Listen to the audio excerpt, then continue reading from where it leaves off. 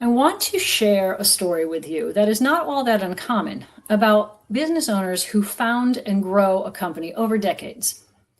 It breaks my heart how many companies are not structured in a way that will allow the owners to exit successfully.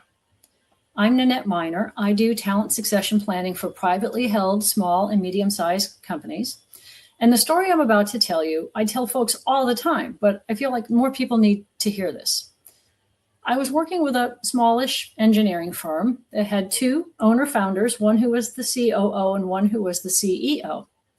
They wanted to leave in 2 years and 5 years, respectively, which sounds like a reasonable timeline, right? We can get this done. Unless you have given no thought until this moment to who's going to run the company after you've left.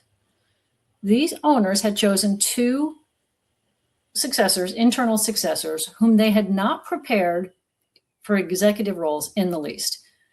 And given the tight timeline, especially for the COO role, I floated the idea of maybe we hire one of those two roles externally, have a seasoned professional come in so that we can focus our energies on getting the other successor prepared.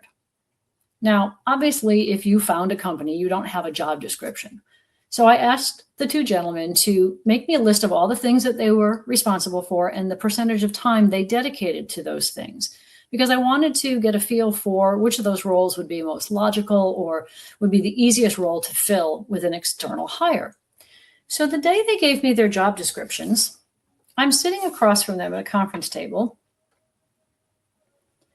and I look at them and I say, did you guys just give each other these titles? Because this is not what a CEO does, and this is not what a COO does.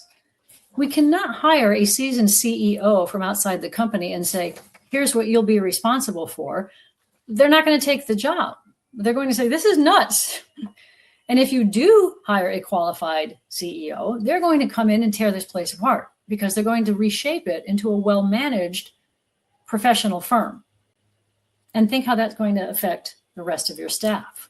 This boss is so strict. He's mean. I'm leaving. I have a colleague in the business who often says even a well-managed, profitable company can become untenable when we start to assess their exit options. A change in leadership, change in ownership is a trigger. Things either fall into place because you've prepared for this moment, or they fall apart.